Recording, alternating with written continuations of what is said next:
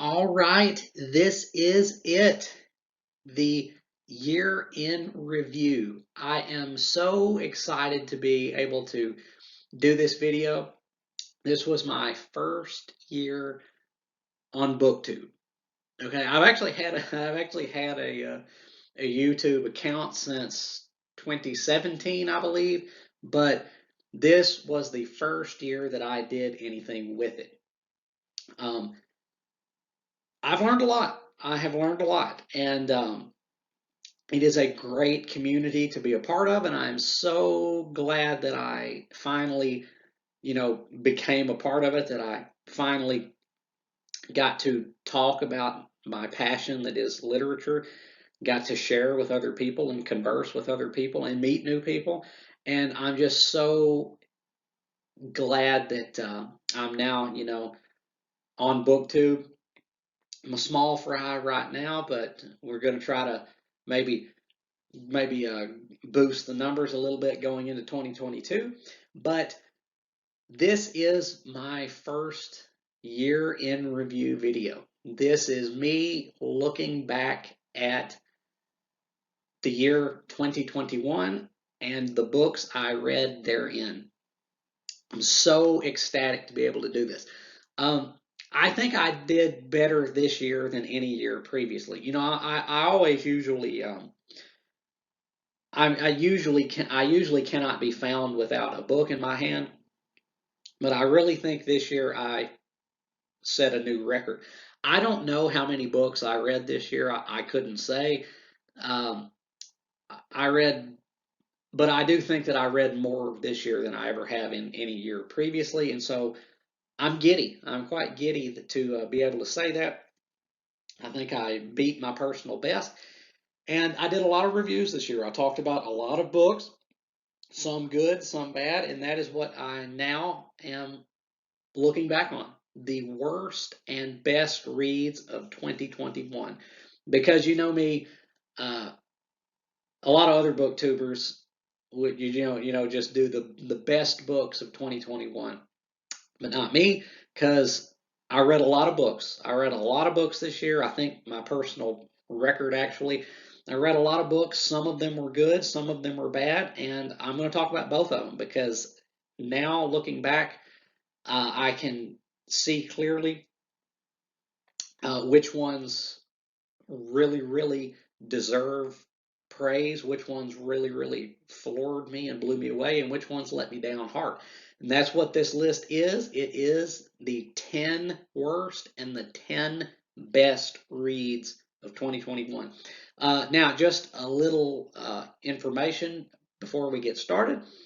Uh, we're going to go alternate worst and best all the way to number 1. And we're going to go number 10 worst, number 10 best, number 9 worst, number 9 best, etc., all the way down to number 1.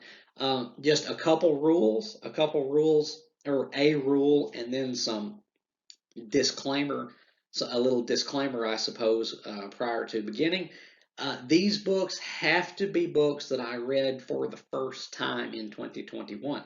I reread some books in 2021, and I don't think it's fair because, like, I reread The Awakening this year, and that's one of my all-time favorites. So I don't really think it's fair to count rereads in this list because it would exclude some books that I had, just come upon this year um, for the first time. So rereads are excluded. These books have to be books that I just read uh, for the first time this year.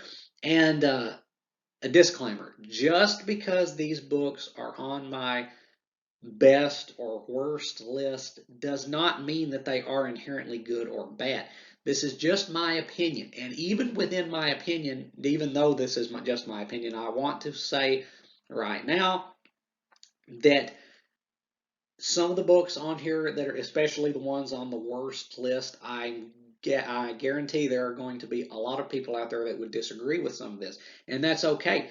That's the good thing about living in America. We can disagree. I think we still can. I don't know. The news lead you to think differently, but I think we can still disagree civilly in America. So if you see a book on my worst list or on the best list that you don't believe belongs there, it's okay. This is just my opinion. And once again, even though this is just my opinion, that does not mean that these books are necessarily good or bad, just that they were good or bad to me. There are books on my worst list here that are um, that at least a lot of other people would definitely call good. They would definitely not call them bad, but they were either bad to me or they disappointed me. That is a big criteria to make it onto the worst list if it disappointed me, because there were a lot of books this year that I went into that were really hyped, that really had a lot of they really had a big reputation built up, and sometimes they just didn't meet that reputation. They did not do for me what they needed to, and so it was a big letdown. So once again, some of the books on here that are on the worst list may not really be bad books so much as they were disappointing to me. But that's enough preamble. Let's get to the list. This is the 10 worst and 10 best reads of 2021. Let's get into it with number 10 worst. And that would be Titus Andronicus by William Shakespeare. I literally just read this the other day.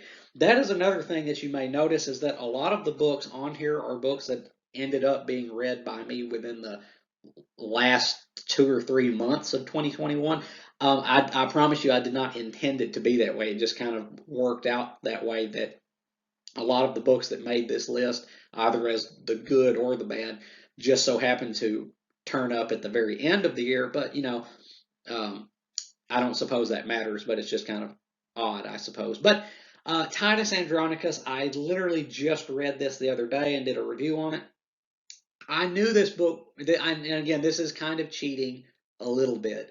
This is kind of cheating because this is not technically a novel. This is not a novel like the other things on here. This is a play, Shakespeare's worst play, widely considered to be, at least.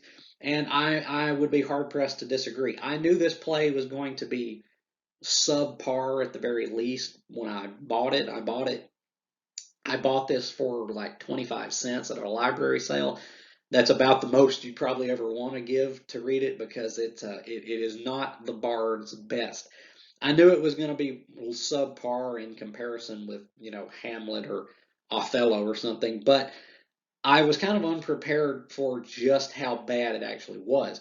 And I was not overly critical of it in my review of it. I actually did recommend it a little bit at the end to, well, certain people, but it does not change the fact that this was a pretty bad reading experience. It was, when you've read Hamlet and you've read To Be or Not to Be, and you've read Now Cracks a Noble Heart, this is crap compared to that. This is a one. I guess to summarize this, I would just reiterate what I said in my review of it, which is that Titus Andronicus is essentially the Shakespearean equivalent of a Michael Bay movie. It is loud, it is violent, it is stupid, and it has very little to recommend it other than Shakespeare's name. So yeah, I knew this was going to be relatively bad going in, but I was kind of caught off guard just how bad it actually was, because it was bad. So yes, number 10 worst, Titus Andronicus by William Shakespeare. And that brings us to number 10 best. And once again, this is a little bit, I guess this is kind of cheating a little bit, because this is not one book. I cheated with the number 10 worst because it wasn't technically a novel. And this is kind of cheating because it's not exactly one book so much as it is a series, but it all tells one overarching story. And so I'm just going to count it as one work, and that is The Dark Tower by Stephen King. It took me years and years to get around to reading this, but at last I did. And I liked it. I liked it a lot. Stephen King considers this to be his magnum opus. And I concur with that. I concur with that assessment. I think this is the most ambitious and far-reaching thing that Stephen King has ever and probably will ever write. This is the linchpin that holds all of his other works together in one way or another. Uh, the quality of these books vary from book to book, but overall, I ended up at least liking pretty much all of them. Number 6 is Song of Susanna down there on the bottom middle, is pretty much unquestionably the weakest to me. That one was not very good at all. And also, if you want to know my full thoughts on this series, you can go back and watch my video that I did on it called The Dark Tower, a Flawed Masterpiece. I believe that was the third video that I ever did, um, was reviewing this series. And I think I said everything I needed to say in that video, so I won't harp too much on this, other than to say that these books really are, I think, the best things that Stephen King has ever written overall. I will maintain till my dying breath that The Gunslinger, The Dark Tower Book 1, The Gunslinger, is the single best thing that Stephen King ever wrote in terms of prose. That book is absolutely gorgeous to read. I mean, gorgeous. It will always be my favorite book out of this series. And by the way, I did not read the 8th book, which is The Wind Through the Keyhole. I saw no need to read that because I'd heard that it kind of sucked. And the story was complete. It's 7 books, so I'm not going to mess with the mystic number. So I just read the initial 7 books, but The Gunslinger will always be my favorite out of this series. That book is written in a very striking and very literary way, and it is gorgeous to read. I think that will always be the best thing that he ever wrote in terms of writing.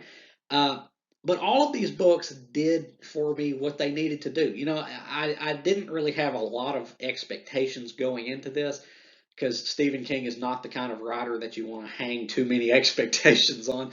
But they did what they needed to do. They were not exactly the most intellectually stimulating books that I've ever read, but they were fun.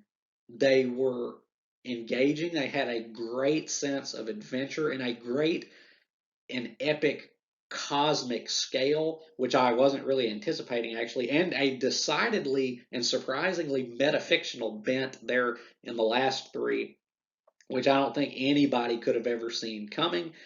Uh, that really that really cemented this as uh, just a kind of just a Stephen King's masterpiece, in other words, because that was so inventive and so cool. I loved that because I'm a sucker for metafiction, and I just love it whenever an author can pull that off. And Stephen King pulled it off with great uh, aplomb in The Dark Tower. But once again, you're not going to get a lot of, I suppose, food for thought with The Dark Tower, but you will get a great sense of adventure. It's a great series just to get lost in. It is so rich in lore and mystery, kind of. There's such a great aura about it of just, you know, cowboy, interdimensional cowboy, cosmic Lovecraftian horror. It's so wild and unpredictable, especially in those last 3 books. That was unpredictable. Um, it really is, I think, Stephen King's best. It also contains some of his best and most memorable and most well-developed characters. I think Roland Deschain really is probably his coolest character. And yeah, the Dark Tower. Oh, also, uh, the real reason why the Dark Tower landed on my list by the skin of its teeth, not only because it took me about 6 or 7 weeks to plow through this, and it took up a sizable chunk of the year just to read this. Um, it landed on here because the ending, which I will not spoil, but if you've seen my review on The Stand, which was actually the second video that I ever did, was my review called Why I Can't Stand The Stand, you will know that Stephen King often lets me down, lets a lot of people down when it comes to the endings of his books, but he did not let me down with The Dark Tower.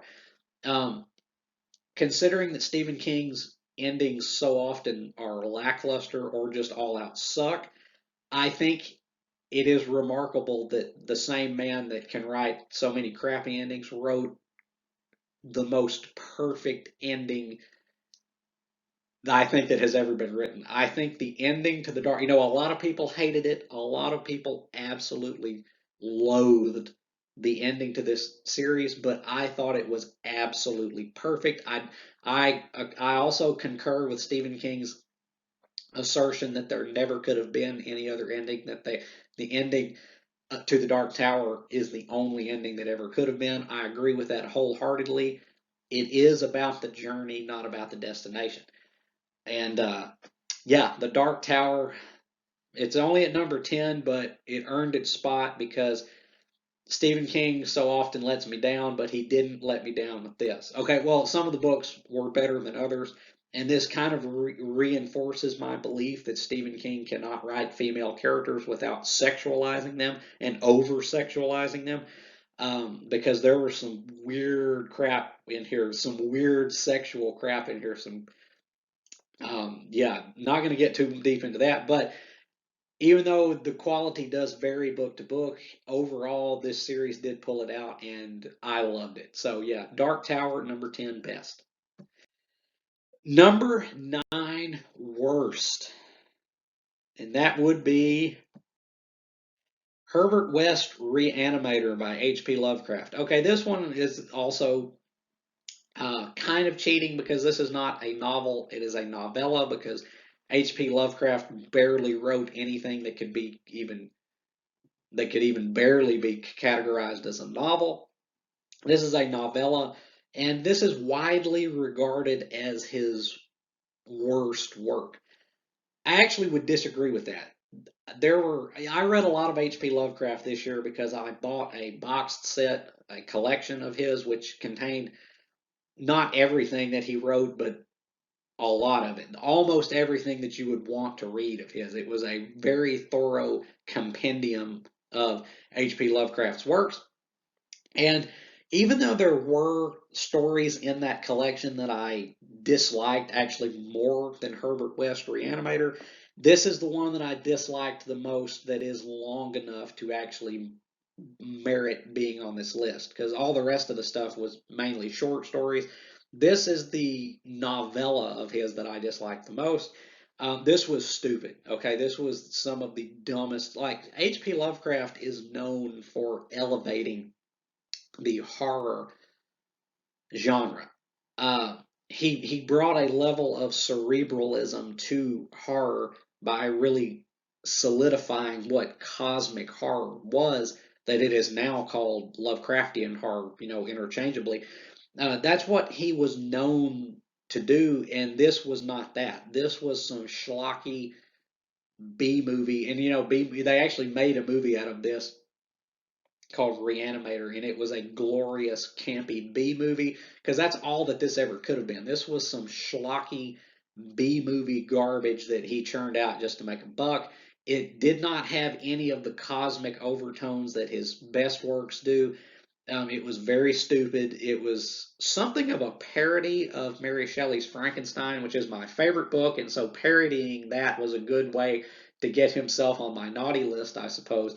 But this book there's not much to recommend this book. There were things once again of his that I actually enjoyed less than this because this was entertaining in a mindless kind of stupid way.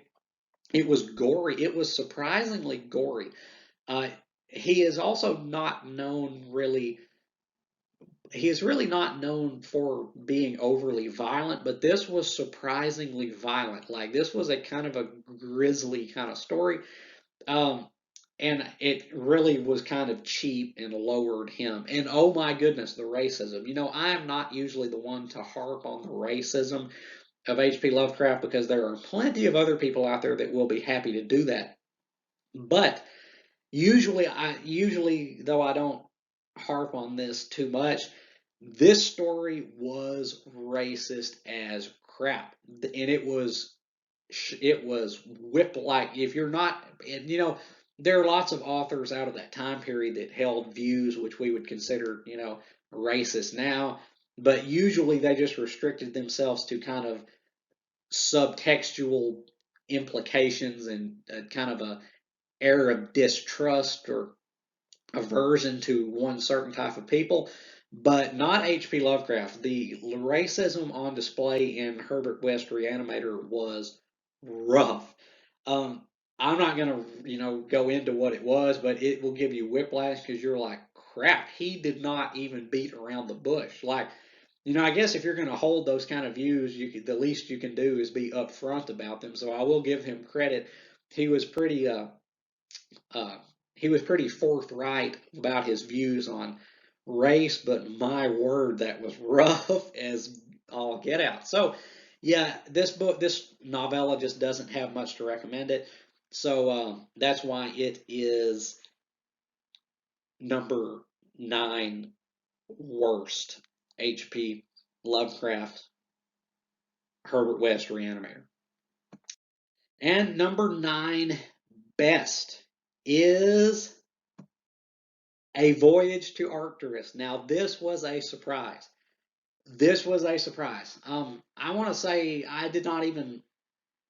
This book is a book that I can see a lot of people disliking, and I can totally get that. Like I said, I can see a lot of people disliking this book because there is some stuff in here that might be kind of off-putting to a lot of people.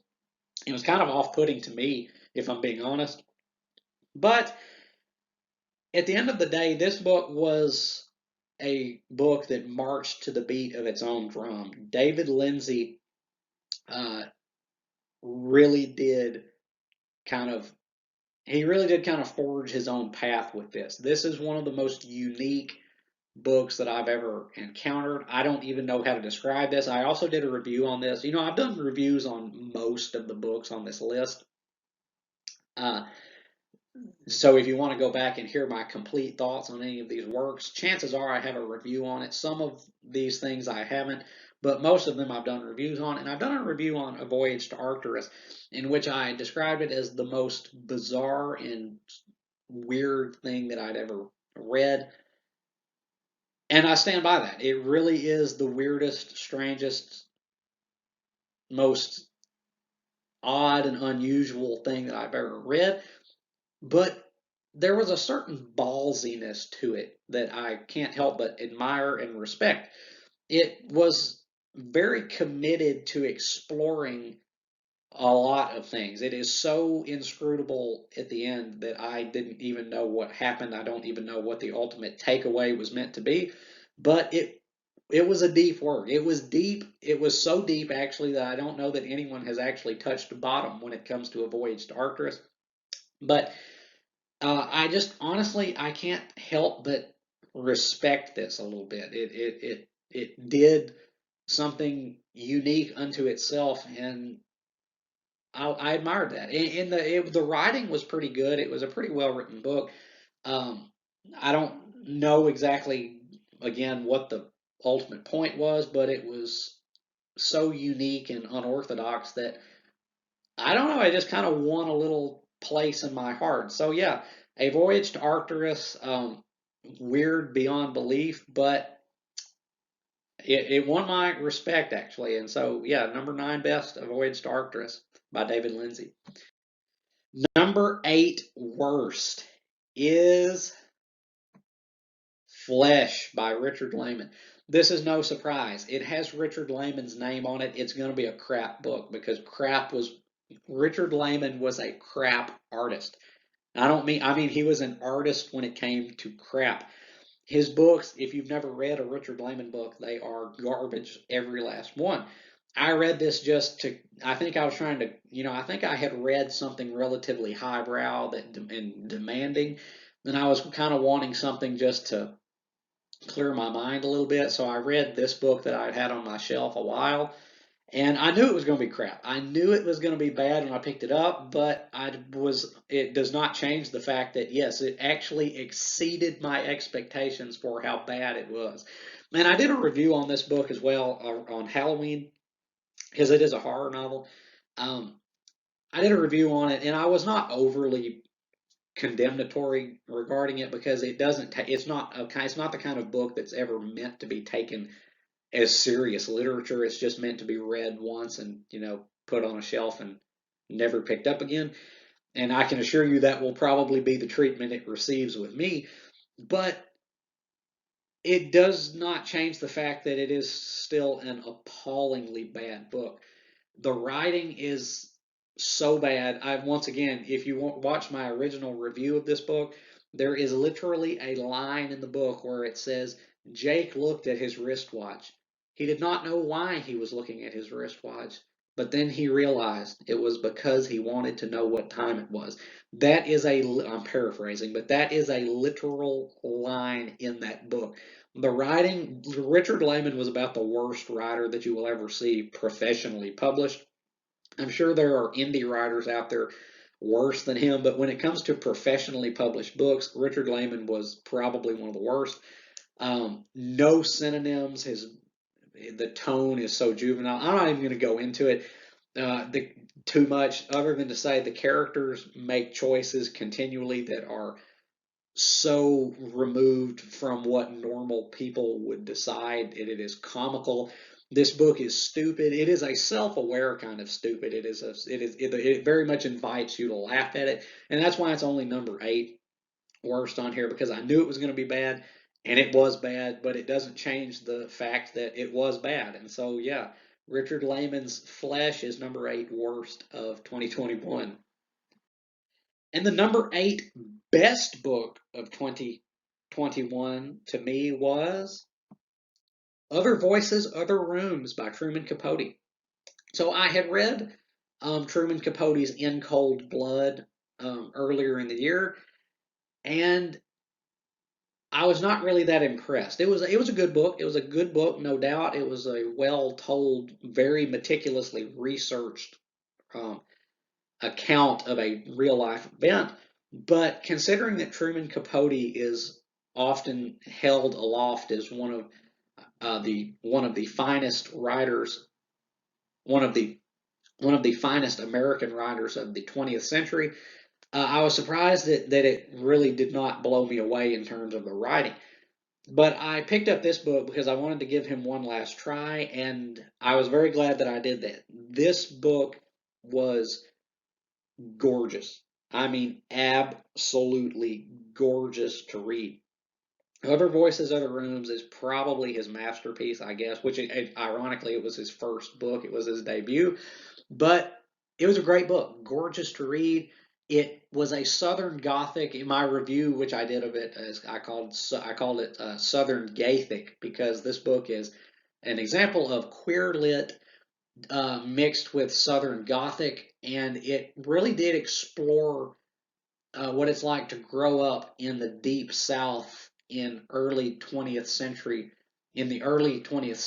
and be gay. It really had a very unique story to tell what it's like to be gay, growing up in a time and place where you did not probably want to be gay. And it was a pleasure to read on a line by line basis, because I understand why Truman Capote is considered one of the 20th century's finest American authors, because this book was breathtaking at several points. It was just a gorgeous book. The characters were very memorable and I think pretty well rounded. And I was not so much a fan of the ending of this book. The ending, I didn't really like the ending that much, but that was a minor complaint. And overall, this book was just a fantastic book, and I enjoyed it immensely. So, yeah, number 8 best of 2021 is Other Voices, Other Rooms by Truman Capote. The number 7 worst book is Mao II by Don DeLillo. Okay. Um, I should have known. I should have known what I was getting into when I read this book. I had read a couple of Don DeLillo's novels beforehand, including Underworld, which is largely considered his masterpiece, which now I actually disagree with. Um, but I had read a couple of his books, and I should have known what this book was going to be when I picked it up. But I got suckered, and I got ripped off. Um, this book just represents the worst of Don DeLillo to me. It is very well written. The writing is very good, as is always the case with the Don DeLillo book. The writing is I can't touch the writing, but the characters were so inhuman. Again, I have never Don DeLillo. I've never encountered any human being that behaves or speaks like a character does in a Don DeLillo novel. It is so inhuman, it is so robotic and weird. It makes it impossible to care about any of these characters, and I didn't. And by the time I reached the halfway mark, I should have just known it going in, but by the time I reached the halfway mark of Mao II, I got the impression, I was getting the sense that this was leading up to a major anticlimax. And yeah, it was. This book went nowhere. And when I say it went nowhere, I mean it literally went nowhere. Like it spends the 200 or whatever. It's not a long book. It's like 250 or something pages. It spends the majority of its pages building up to something that never comes, and then it just kind of craps out at the end. And just to reinforce why the characters in a DeLillo novel behave so strangely and so inexplicably, there's a part in this book where Bill Gray, who is the main character in this book, who is a writer, he goes to Beirut. And mind you, this book is set in the late 80s, early 90s when it was published, which Beirut back then I think was not a place you really wanted to be. But Bill Gray, a reclusive author, goes to Beirut to negotiate the release of a hostage, a poet that is held hostage. Why that would even happen? Why an author would come out of nowhere to do the job of a United Nations personnel worker. Again, your guess is as good as mine. But he goes to Beirut and he ends up getting hit by a car. And he thinks he has some kind of internal injury because like his side is hurting and he's not doing so well. So he sees these doctors at a cafe and he goes up to them and he's like, uh, can I ask you a question? And they're like, okay, sure. And he says, let's say I have this friend who got hit by a car and he has some pain in his side now and he feels bad and blah, blah, blah. What do you think could be the diagnosis of this person? And they're like, oh, he probably has like a ruptured pancreas and his liver is probably cut in half and he probably only has a couple days to live. And he's like, okay, cool. And then that's just it. I'm like, would you not want to try to go to a hospital? Like, you don't he never tries to do anything. It's just like, do you want to die? Like, is that the point? Did you want to die? I mean, and if you did, then why did you even ask the doctors what was wrong with you? So you get hit by a car and then you get a diagnosis that you says you need to get to a hospital immediately and then you just don't. And then, well, I'll leave it up to you whether you want to experience the major anticlimax that is the ending of Mao II.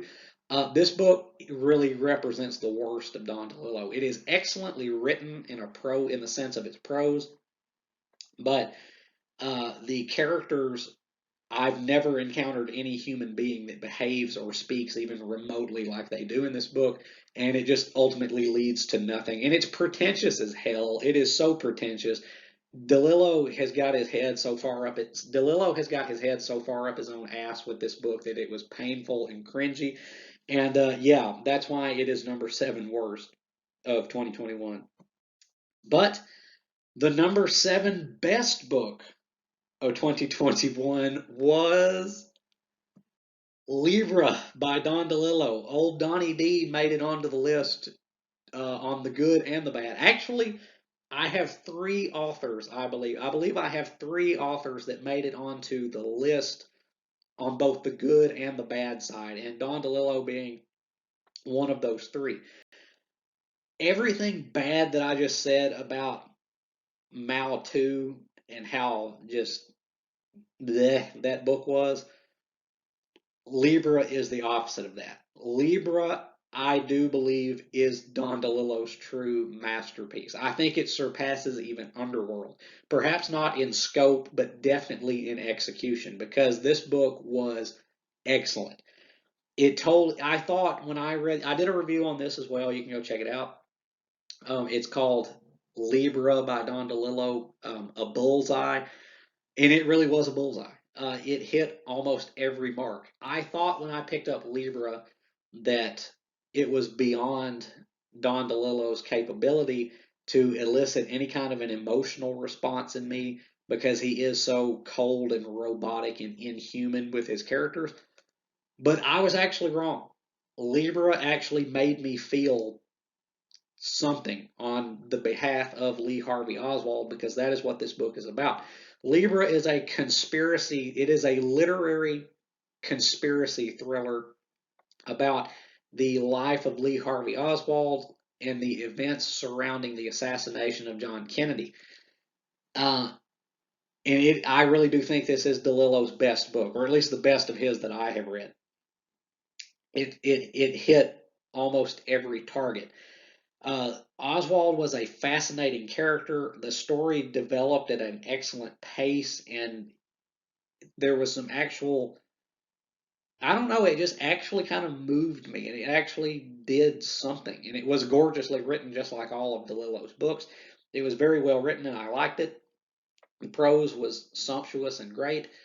But also, this book was written with a complete lack of moralizing. And I think the absence of moralism in a book is the hallmark of a great author because they do not judge, especially when you're writing a book like this that deals with real life incidents.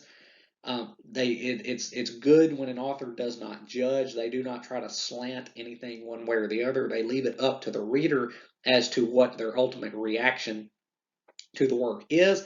And Don DeLillo accomplished that very well in this book. He did not judge anything. He did not judge either Lee Harvey Oswald for doing what he did. He did not even judge America for causing Oswald to think a certain way, to align himself with certain beliefs. He did not do any of that, and I applauded that at the end. It was completely up to me, and it is completely up to every individual reader as to how they should feel when they complete reading this book, and that really cemented this, I think, as DeLillo's best book. The complete and total absence of any kind of moralism, I think, is is a hallmark of a great writer, and DeLillo delivered in Libra. And so, yeah, Libra is my seventh best book of 2021. Shockingly, because I never thought a Don DeLillo book would make it onto the best list, but he did with this one. So, yeah, Libra, number seven best. And the number six worst book of 2021 is Ghost Story by Peter Straub. It is bad when you read a book with no expectations whatsoever and it still fails to meet them. Because that was my experience with this book. I picked this book up because it was cheap. It was only like $5 or something in the bookstore. And Stephen King raves about this book in his nonfiction book Dance Macabre. Dance Macabre. He raves about this book. He thinks that this is why he has worked with Peter Straub on a couple of projects over the years. He really admires this book, and so knowing that Stephen King said that this is one of the best horror novels of the 20th century, and that it was so scary and so nerve-wracking and so spine-tingling and chilling and whatever, I had to pick it up. So I picked it up, and it was none of those things. This is the last time that I read a book based on a Stephen King's recommendation because Stephen King ain't got no balls. He don't. Like, ironically, the master of terror himself is probably scared by a mouse because this book was about as scary as a wet noodle. The characters in this book were admittedly pretty well developed. I want to give that book this right now. The characters in this book actually were pretty well developed, and I actually did get a good feel for how each of these individuals were as people. I will commend it there. But the writing was so aggressively plain and uninspired, and it didn't say anything or really have any kind of a, depth to it. And at the end of the day, all that all that I was wanting it to do, all that it had to be, was be a good horror novel, be scary. And it wasn't. It was so boring. It was the most boring and tedious book. It was the most boring and tedious horror novel I think I've ever read. None of it was scary. Stephen King, you are a liar. I will never take a recommendation of yours again because this book sucked. The characters were actually pretty good, and I want to give it that. I want to give credit where it's due. But the writing was so plain, and it was just wasn't scary at all. And if you are scared by this book, you probably jumping at you're probably, if you are scared by this book, you're probably jumping at shadows. Like you are probably jumping at your own shadow because you ain't got no balls if you get scared by this book. Like this is the least scary horror novel I've ever read. When it finally got to the end, when it finally got to the big reveal, I was like, I couldn't even be bothered to care at that point. All the deaths in this book take place off page. They're just like implied, so it's not even visceral enough to kind of give you a good gore jump scare or anything. It was just so lame and anticlimactic. And yeah, once again, it's bad when you read a book with no expectations and it still fails to meet them. Yeah, that really landed this book on this list. I have actually not done a review on this book, so let this, I guess, just kind of be my review of Ghost Story by Peter Straub. Uh, it's just not a good book. It's not a good horror novel. Like I never once got scared by it. It was just lame. It was so lame and bleh. I actually did pick up another book by Peter Straub because I'm a glutton. I'm a glutton for punishment apparently. But I actually did pick up another book by Peter Straub because I wanted to give him a second chance. So we'll see how that goes. But yeah, this book was just not a good book. So yeah, number six worst of 2021 was Ghost Story by Peter Straub. The number six best book of 2021 is Grendel by John Gardner. I literally just finished this the other day. Again, this is weird that a lot of these books on this list made it right here at the end of the year, but um, yeah, Grendel.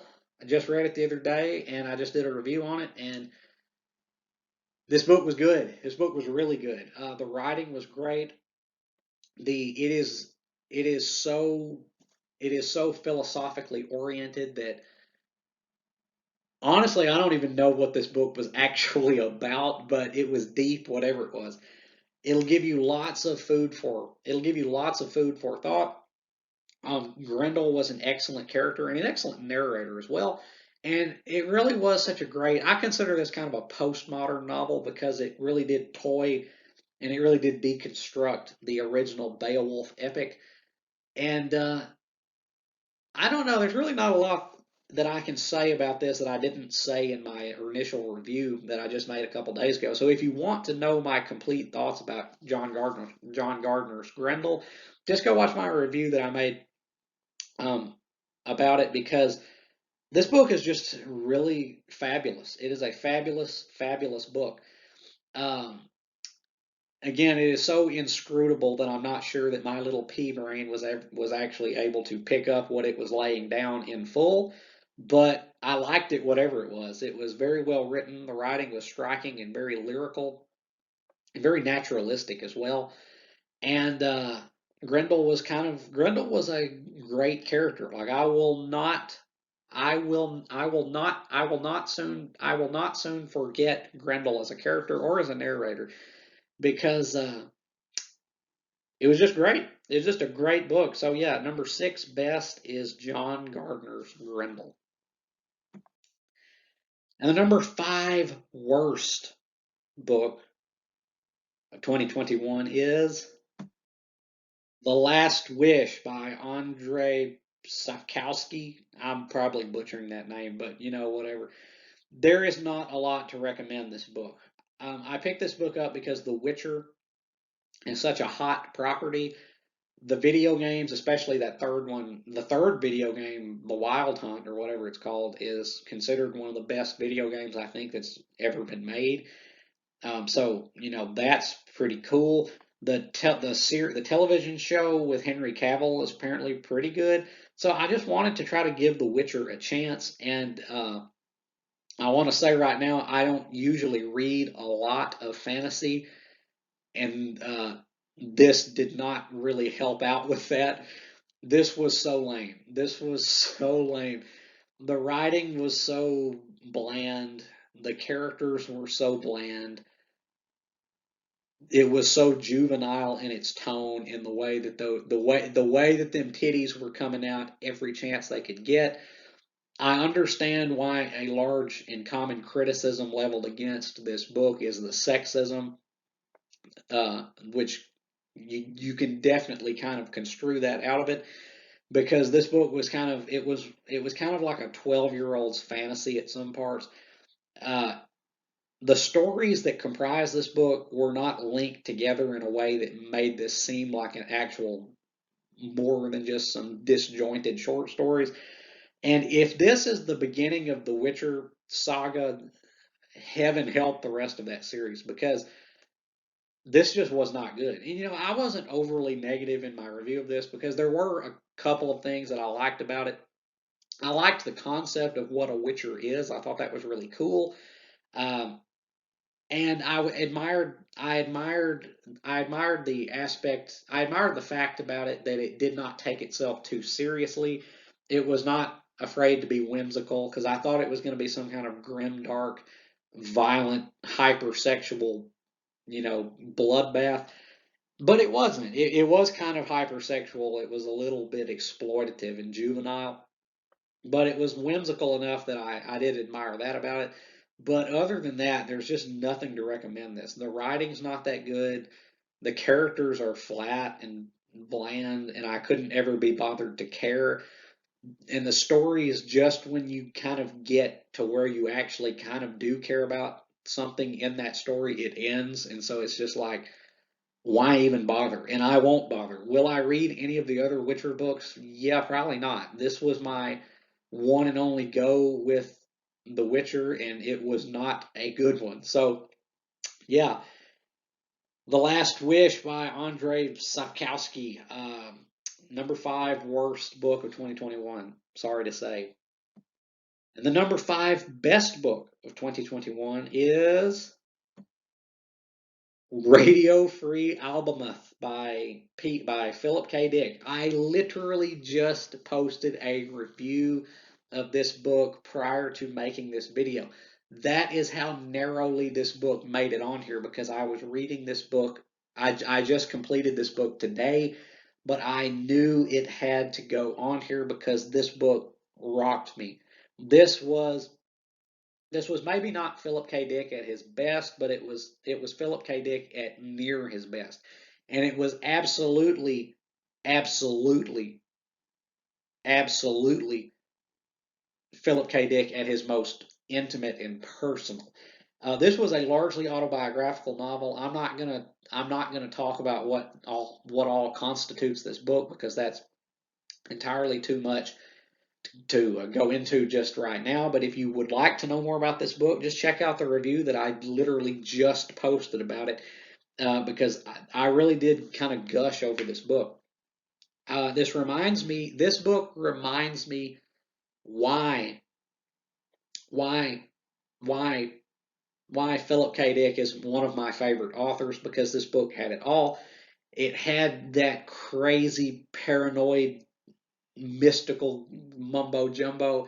It had a very, very penetrative philosophical depth to it, and it was a well written book. Mostly, I thought it was a pretty well written book, about as well written as the rest of his books, pretty much. But it was definitely his most personal book, considering that he himself is the narrator of most of this book. I don't know. I just really like this book. It gave me everything that I wanted out of a Philip K. Dick book, and more, because it allowed me to see and understand him better as a person. And I did not anticipate it really doing that. And so it really did just do something. It really did just do something for me that I wasn't anticipating, and I'm glad it did. Yeah, Radio Free Albemuth by Philip K. Dick. Maybe not his best book, but definitely the best book of his that I read this year that was not a reread. So yeah, Radio Free Albemuth, #5 best book of 2021. Check this book out if you like Philip K. Dick and if you want to know more about him, because it'll give you that in spades. The #4 worst book of 2021 is On the Road by Jack Kerouac. This book is a douchebag's handbook. That is what On the Road is. It is a manual on how to be a douchebag.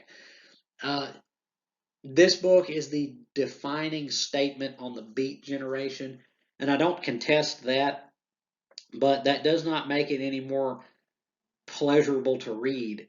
Uh, this book, the douchebaggery in Yoda voice, the douchebaggery is strong with this one. Um, Jack Kerouac was an awful person, and everybody that he hung around with was an awful person. This is just one long, directionless treatise of douchebaggery. It is a treatise of douchebaggery.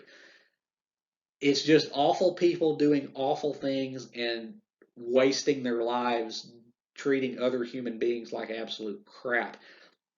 The writing in this is quite striking. I want to give it that. The writing was good. I didn't really have a problem with the writing. I did have some problems, a little in particular passages, but overall, the writing in this was quite striking, and it was something that I think Kerouac, that really was unique to Kerouac.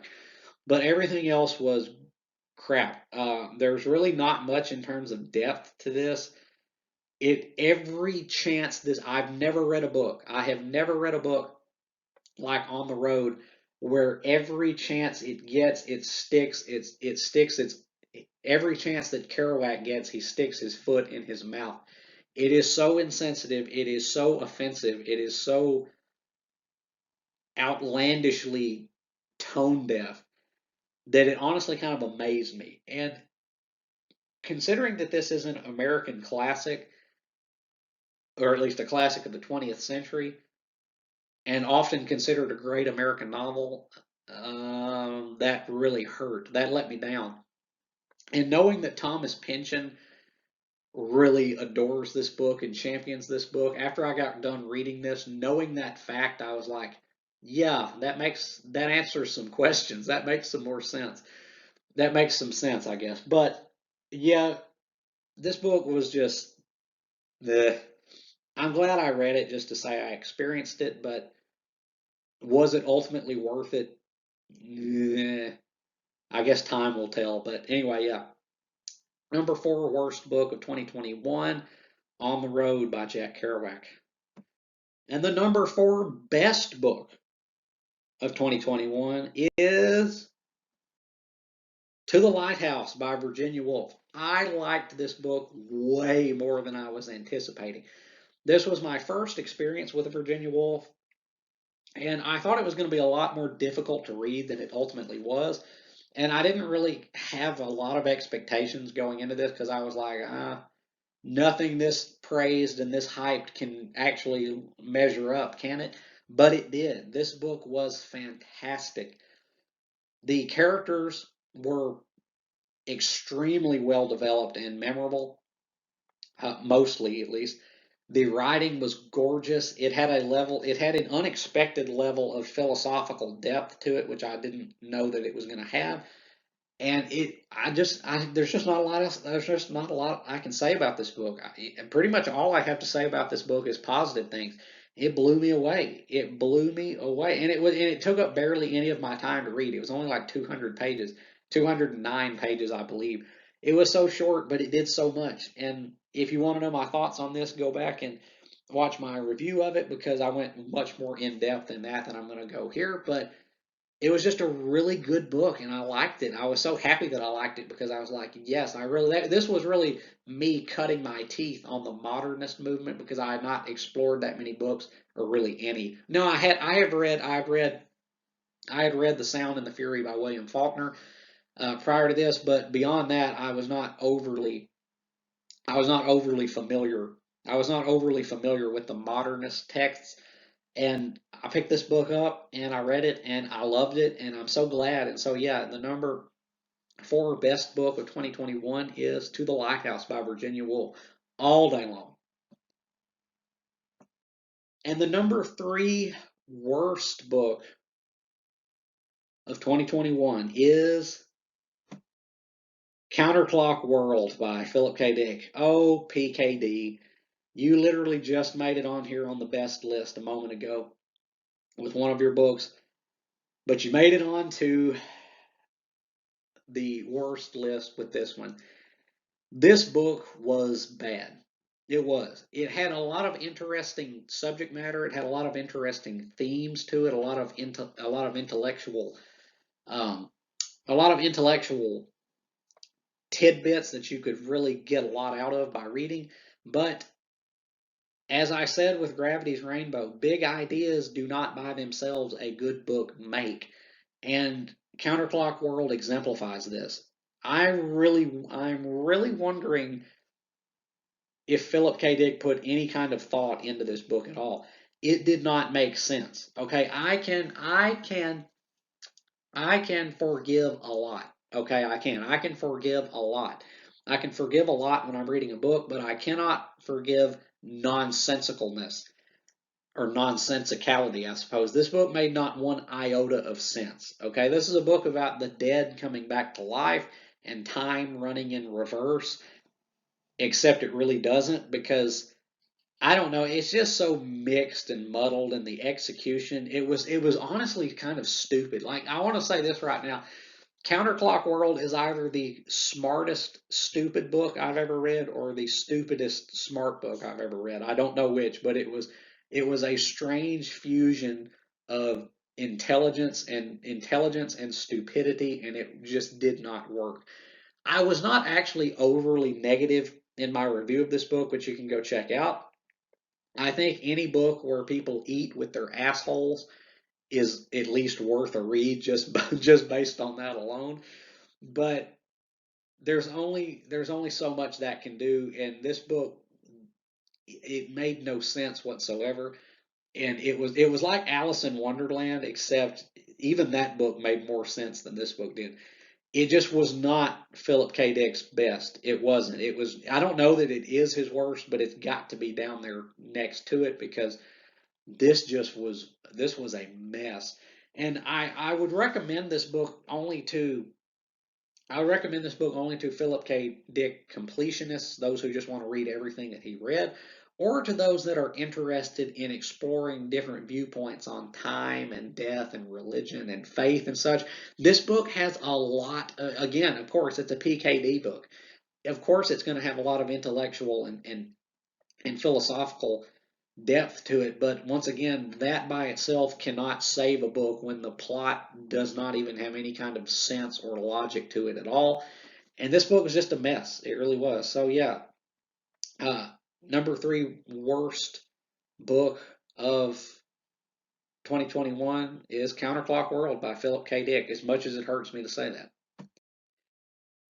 And the number 3 best book of 2021 is, and now this one was a surprise, Wizard's First Rule by Terry Goodkind. Okay, stop. If you've made it this far, and if you are familiar with the Sword of Truth series and all these books and Terry Goodkind himself, don't put your guns away. Let me explain myself. Uh, this is the only book right now that I've actually read by Terry Goodkind, and I don't know how much I should take this book as being is exemplifying what the rest of the books in this series are like. But this book was amazing. I think, at least. This book did everything I wanted a book to do. It had lots of cool concepts and things to think about. It had great characters, I thought, at least. A great villain too, and and a great sense of adventure with an epic scope. It was just so cool. And I don't read a lot of fantasy. Fantasy has kind of let me down in the past. I've just never really connected very strongly with with a work of fantasy literature until this book. This book I adored. And again, I have heard such horrendous things about both Terry Goodkind himself as an author as well as the rest of the books in this series. I don't know how I don't know how far I want to go in this series. I actually did, after reading this book, it left me with such a high that I went back very quickly after reading this to my local bookstore and I bought a box set. I bought a Sword of Truth box set that had the first three books in the series contained within it. So I at least have books 1, 2, and 3 to read. And I've heard that you actually want to stop with book 3. Anyone out there who has read these books or any of these books, let me know down in the comments what you thought about them because I know a lot of people hate them. They're kind of the ugly stepchild when it comes to fantasy, especially nowadays. Uh, a lot of people hate them. A lot of people hate Terry Goodkind. Uh, and I've heard that you should just read this one and stop. Just don't read any of the others. Just read this one right here and stop. And then I've heard read. Then I've heard read the first three. Read the first three and stop. I've heard mixed things. I've heard that after like book 4 or at book 4, it just drops off and it becomes a strange mixture of objectivist rantings and bondage porn. Not that I'm averse to that.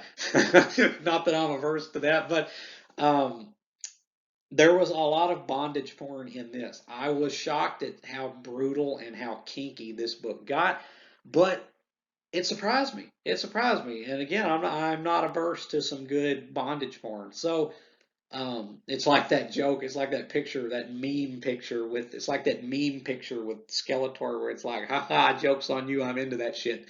Yeah, I'm not averse to some good old bondage porn, but nonetheless, this book surprised me immensely. I had had it on my shelf the better part of a year, I think, just sitting there. I had bought it on a whim because I wanted to give it a try because I was trying to explore more works of fantasy to kind of, see if I could get one that I like. And lo and behold, I did, and this book was it. This book I adored. I loved everything about this book. I think towards the end it got a little bit rushed towards the end. It got it got ever so sketchy towards the end. But other than that, this book was perfect to me. I loved it. I loved the characters. I love the romance in it, and that I don't say that often. And I just love this book so much. And very well, it may very well now be one of my favorite books ever. Honestly, I loved it that much. And so yeah, Wizard's First Rule by Terry Goodkind, #3 best book 2021 all day long, baby.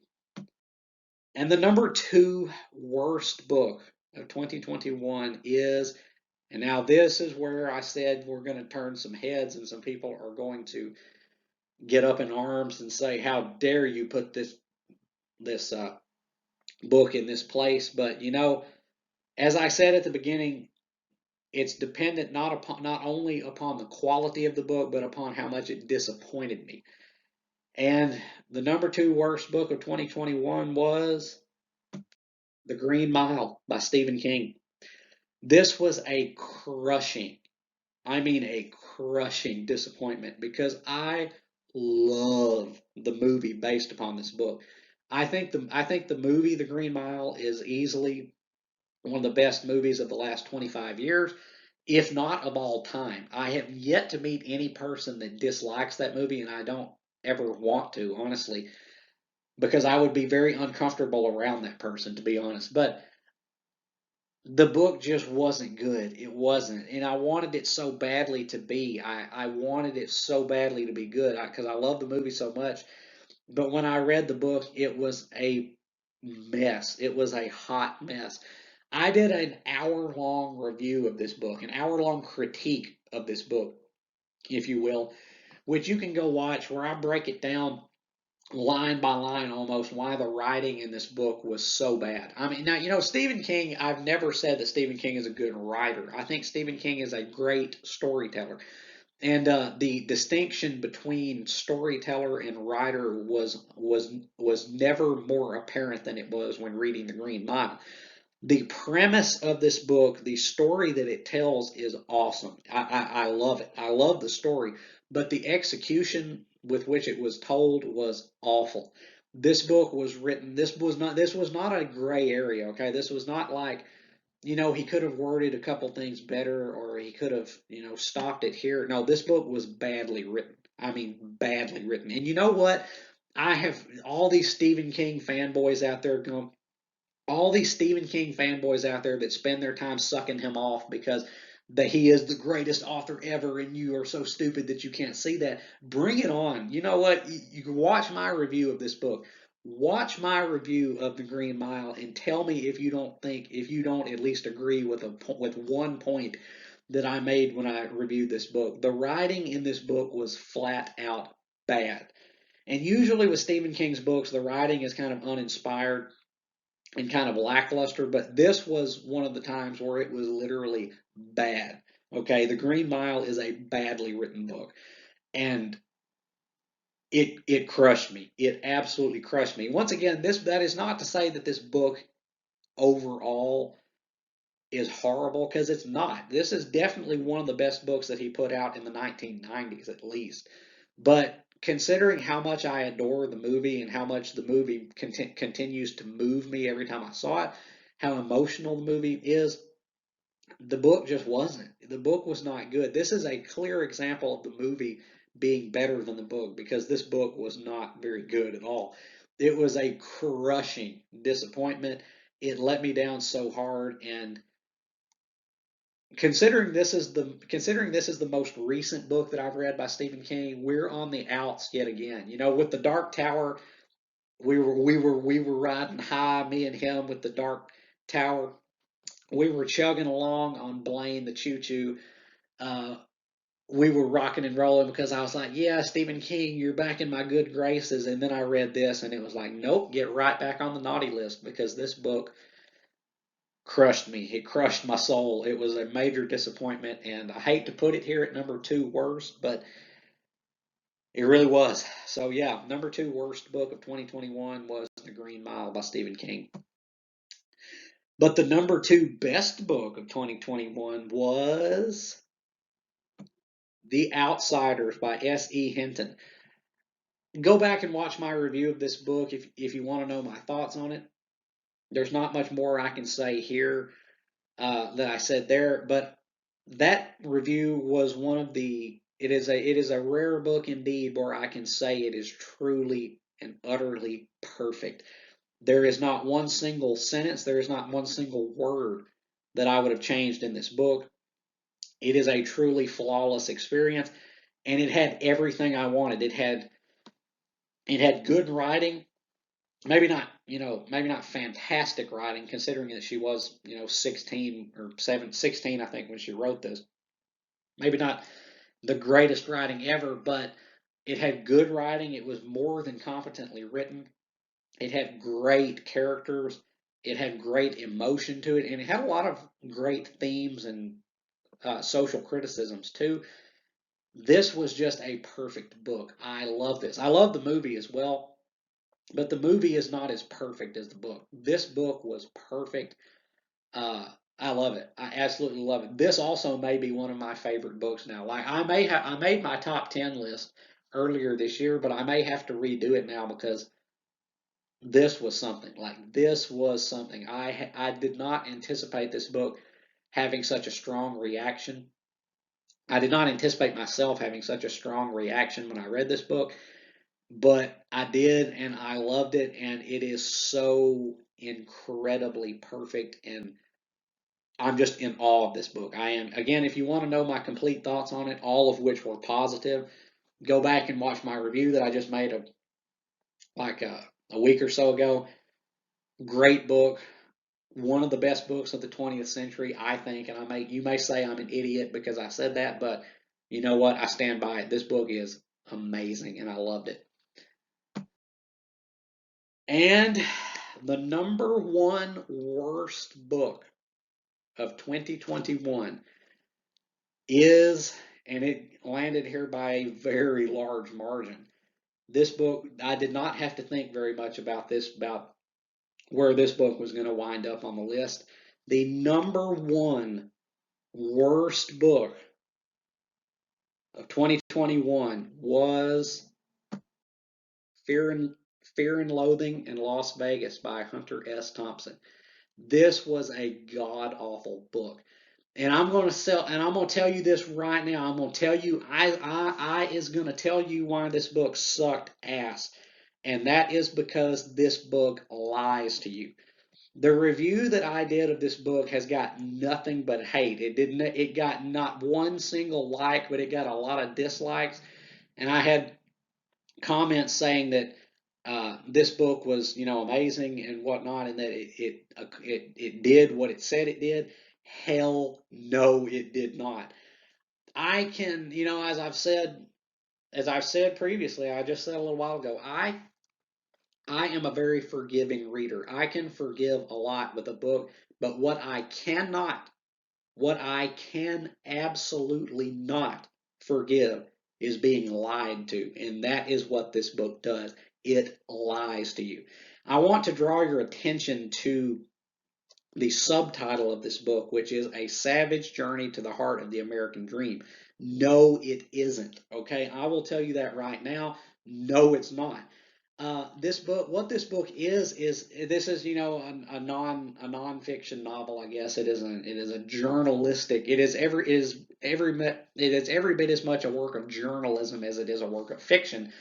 And it's basically just Hunter S. Thompson and his pal, his lawyer friend, driving around Las Vegas doing enough drugs to kill a herd of elephants and trashing hotel rooms, and that's pretty much it. But what he wants you to believe is that this book is in some way an exploration of the American dream. And more than that, the message that he wants to sell you with this book is that the American dream is dead.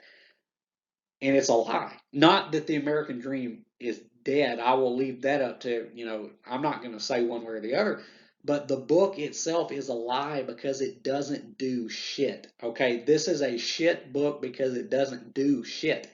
This is a shit book that doesn't do shit. It lies to you. I have never, there are only a few books that I have ever felt this level of animosity towards. And I think this one may be the most that I've ever, this may be the most animosity that I've ever felt towards a book because it lies to you.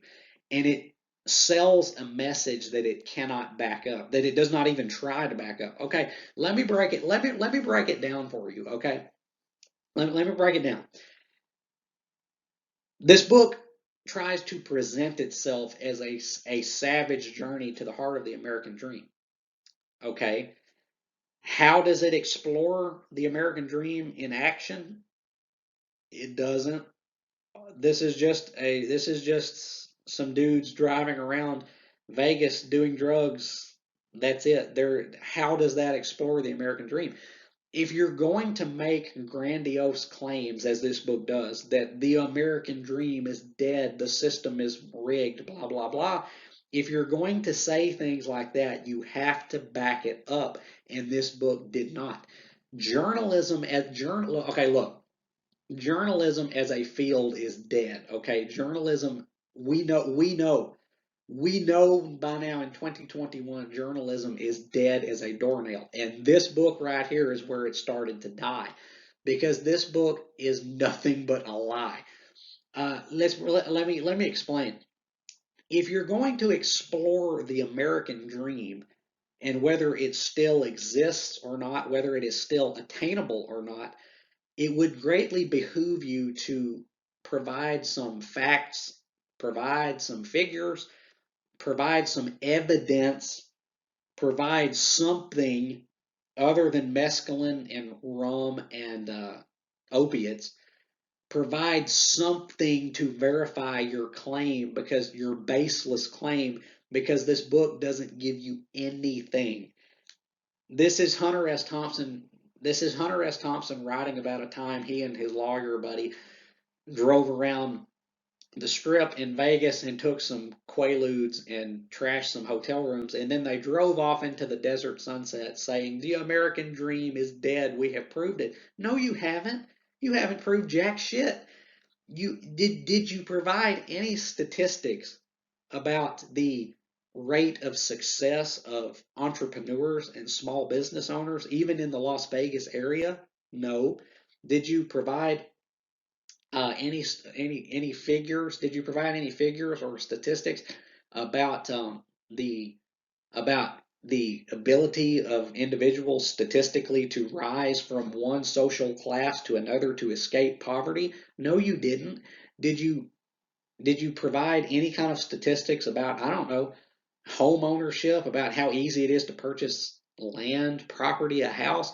Did you give anything of that? Hell no, you didn't, you lying piece of shit. You didn't give anything. All you did was just drive around Vegas and do a bunch of drugs and then pretend as though that you reached some grand social truth, and you didn't. And you know what? The video that I posted that I made about this book got nothing but hate. It is probably my most no. It did not get as much hate as my video about the Lord of the Rings did. That video got a lot of hate. But this video got so much hate after I posted it because I called it like it is, okay? You know me, I'm keeping it real. If the American dream is dead, I won't contest it if you can prove it. But Hunter S. Thompson, you didn't prove jack shit, you lying bastard.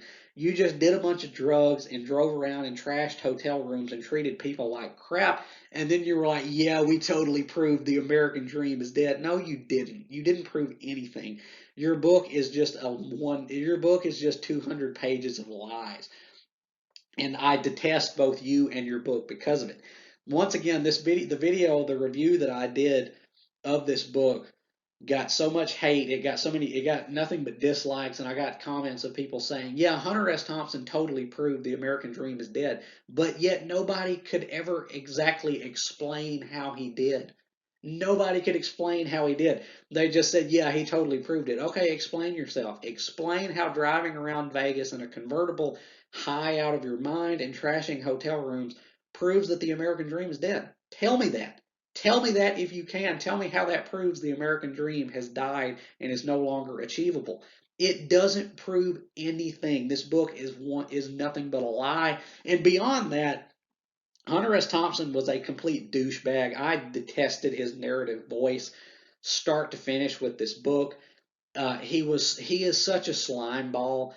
He treated people like crap. He trashed so many hotel rooms. He didn't care about anything except himself and his drug stash. I hated him and I hated this book. And this book is the literary example of a one-trick pony. It is just the same thing over and over and over again. You can read the initial 20 pages of this book and you've pretty much read the whole book. It's just more drugs, more trashing of hotel rooms, more run-ins with police or whatever. It's just the same crap over and over. It's so boring. It's not like the writing is competent, I guess, but it didn't really blow me away. The narrative, the voice with which this book is narrated is so grating and unbearable because Hunter S. Thompson was such a self-righteous and egotistical prick. And the book is just a lie, okay? It is such a lie. And again, contest me if you can. Contest me if you can. And if you want to provide me outside facts and outside statistics about the state of the American dream, that does not change anything in this book. Hunter S. Thompson doesn't prove anything but this book. If you would like to read a book that actually explores the American dream, the ability to accrue money through labor, the ability to rise from one social station to the next, the ability to pull yourself up by your bootstraps, I would urge you to read Scratch Beginnings by Adam Shepard, because that is a book that actually does something. It actually puts it to the test. Hunter S. Thompson's book is nothing. This is a book that people will buy into because they are predisposed to want to buy into it. This is a cynical book directed at already cynical people that does not verify any of the claims that it makes. The claims that it makes are baseless within the context of this book, at least, and are unfounded. And it's just a lie. It is an absolute lie. And so this book, I knew this book. I knew this book was going to be the worst book I read this year when I read it. I was like, it's gonna be a special book that can surpass this book in terms of crapness. And no book did because because Fear and Loathing in Las Vegas by Hunter S. Thompson is an awful book. It is an awful book because it lies to you. And so many people are apparently blind to the fact that it lies to you, that it does not back up any of what it claims. But yeah, my initial review of this got nothing but hate, but it still stands because it's a fact. It is a fact that this book proves nothing. It does nothing. This is truly the place where journalism began to die. I'm calling it out. Journalism, we all know it's dead now, but this right here is where it began to die, and that is why this book is the number one worst book of 2021 because it is a lie.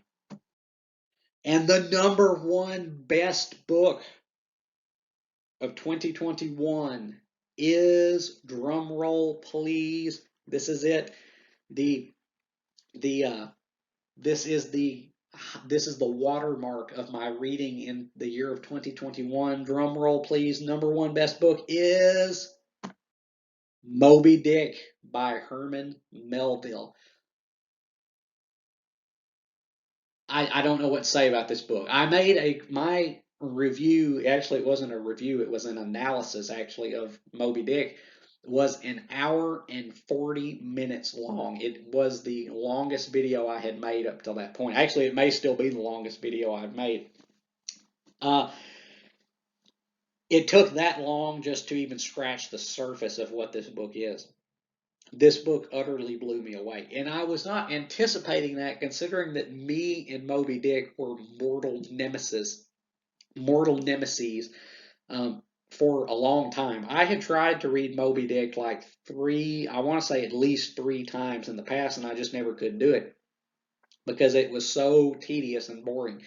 And that did not change this time around. But what did change is my dedication to reading it. This time around, I sat down and I said, you are going to read Moby Dick because it is considered the greatest American novel ever written, and you have to read it. And I did. I read it in a week, and that was some balls to the wall, no holds barred, nose to the grind reading. And I got it done. And I was pretty much speechless by the time I got done with this book. It it was not fun. Okay, I'm not, as I said in my initial review analysis of Moby Dick, which is an hour and 40 minutes long. As I said then, I will say again now, this is not an enjoyable book to read. Okay, it's not. I'm not going to pretend that it is. I'm not going to sit here and lie to you and say that this book was a page turner, that I just, couldn't put it down when I picked it up. No, it was not. This was a tedious, boring ass slog to read. But when I got done with this book, I was met with one of the greatest senses of reward that I've ever had when reading a book. Infinite Jest, I think, was the last book that I read where I had this great a sense of reward when I completed it. I knew that I had accomplished something when I completed this book. I knew that this book had accomplished more than I can probably ever say when it was written. This book is truly a masterpiece, not only a masterpiece of American fiction. I think this is easily within the top five best books ever written, period. I don't think it is the greatest. I did have a couple problems with it, mainly with the writing, which you can hear about in my initial video regarding Moby Dick. But it, I mean, it just it took my breath away, the depths to which this book penetrated, the ambition with which it was written. Um, I really do concur with the assessment that this is probably the greatest book ever written by an American. I don't know of any American book that I would put above this. It is an absolute masterpiece. And now, let me, I have said previously that John Milton's Satan is the greatest character in all of world literature. I think that character is the greatest character that has ever been written. But I think Captain Ahab is the greatest character in American fiction. When it comes to American letters, I think Captain Ahab is the greatest, reigns supreme as the greatest character. And it is a testament to Herman Melville's genius that he was able to concoct such an invention, because Captain Ahab is one. Captain Ahab is one. Captain Ahab is one for the ages. He is such a memorable character. I think he does reign supreme over the rest of the characters in American American literature. And this book is just stunning. It is breathtaking. I do not believe that it is perfect. I do believe that it did have a couple of shortcomings, but overall, I think this book was beyond my meager abilities to praise and extol. And due to the fact that it rewarded me so deeply, it is the #1 best book that I read in 2021. And I'm not even going to recommend this to anybody else. I'm not going to say to anybody else, like, if you have not read this, that you should, because this is not something that everybody is going to enjoy. The what it demands of the reader is great, and the things that you're going to get out of it, you have to really pay attention. This is a very subtle book. This is a very, very subtle book. And you have to pay really close attention to get out of it what it has to offer. But if you can, and if you do, I think it is unlike almost anything out there that has ever been written. And if you want my complete thoughts on Moby Dick, just go back and watch the video that I made on it, my in-depth analysis of it, because I'm pretty proud of that video, if I'm being honest. So yeah, Moby Dick is my #1 book of 2021. We still have, at the time of this video, we still have like 5 days or so till the end of the year. And you know me, I'm constantly reading, but I don't know that I'll have a chance to complete another book by that time. And so I thought this was just early enough to call it. I think it is early enough to call it. These are the 10 worst and the 10 best books that I read this year. And I was just so glad to be able to do this video at last, because this is my first year on BookTube, and I've learned a lot. It is such a great community of which I'm so glad to now be a part. And I'm so glad to be able to share my reading experiences with the world now, to anybody out there who may be reading the same or similar works, and who may like to converse, because that's what this is all about at the end of the day. And I'm just so giddy and ecstatic that I at last got to do my year in review video, and present to you, dear viewer, the 10 worst and the 10 best books that I've read this year. Once again, that is not to say that these books are by any means necessarily objectively bad or good, just that this list is just based on the reactions which they elicited in me.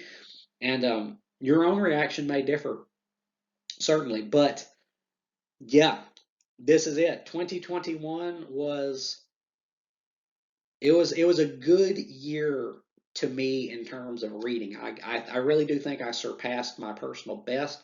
I read a lot of books this year, and I'm so happy that I did. And I hope in 2022 to surpass even this year.